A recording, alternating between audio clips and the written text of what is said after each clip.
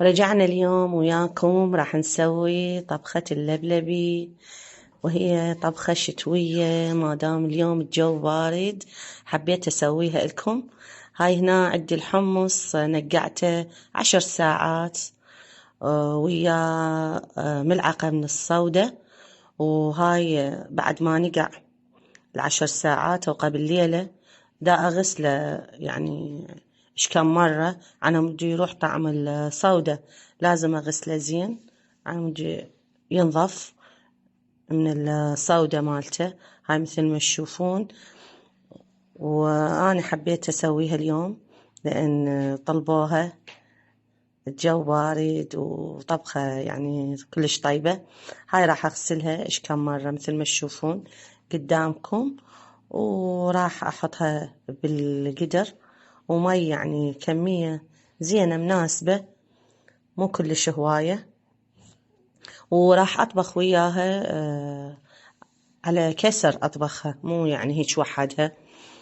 الكسر أطبخها على صفحة، وهي أطبخها بقدر على صفحة، يعني مو ما أعرف ما أحط وياه سوا الكسر، ما أحط ويا اللبلبي ويا الحمص من أسلقه.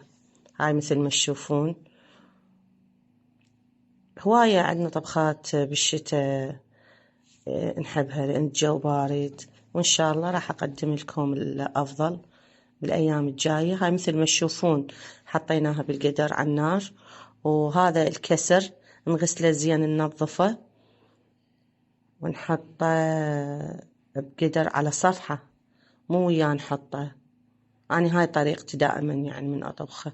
الكسر أحطه بمي على النار وياخذ له مجرد هيك غلوة غلوتين يغلي على مود تطلع مالته الزفرة.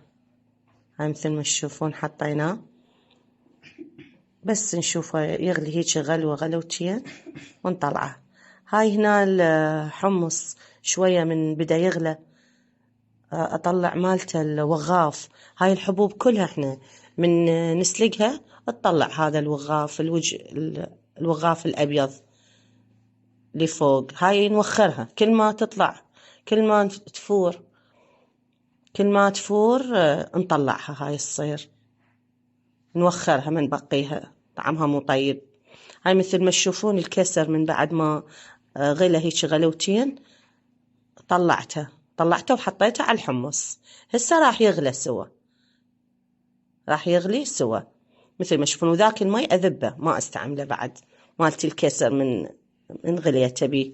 هاي الوغاف شوفوا، يعني كل ما افتح القدر القى كمية من الوغاف اوخرها ما اعوفها، ما احب طعمها يعني باللبلبي من يستوي. وراح اعوفها، راح اعوفها يعني هيك ساعتين 3 تاخذ لها بس تفور شوية، بعدين انصيها على نار هادئة.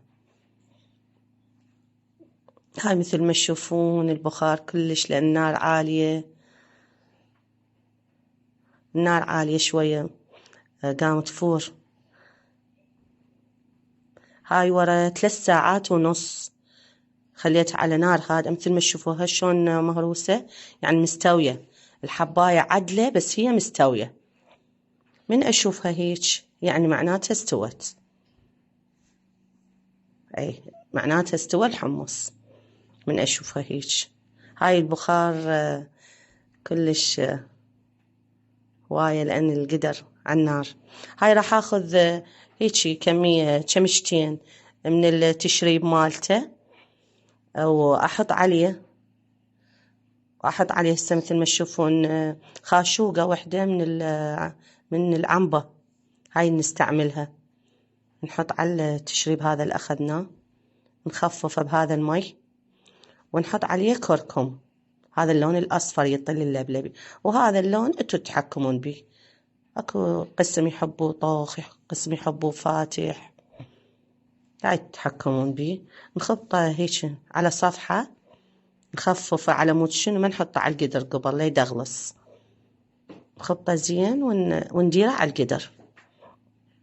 هاي ورا طبعا هاي نحطه ورا ما يستوي الحمص، ونحطه عليه ونعوفه شوية ياخذ لون. ونقلبه ونرجع نغطيه إلى أن نشوفه أخذ لون مثل ما تشوفون. هاي نقلبه وياه. هنا بعد ما شوية عفناه هيك ورا 10 دقايق راح نحط عليه الملح.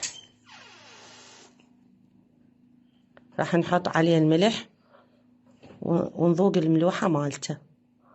هاي قبل لا ننزله ب5 دقايق، لأن هو بعد استوى عندنا عادي نخليه الملح بالأخير، ما يصير نخليه بالبداية يجزر اللبلبي. هاي شوفوا الحباية مالته ايش قد حلوة مستوية. هاي عفته 3 ساعات. 3 ساعات هاي استوى على نار هادئة. اكو نوبات احنا نخليه على الصوبة، اذا نعلق الصوبة هاي النفطية هم نحطها على الصوبة ويصير كلش طيب طعمه ويدفي. هاي مثل ما تشوفون حطينا الملح هاي الكسر شوفوا شلون يعني انهرس فد مرة وياه من بعد ما استوى.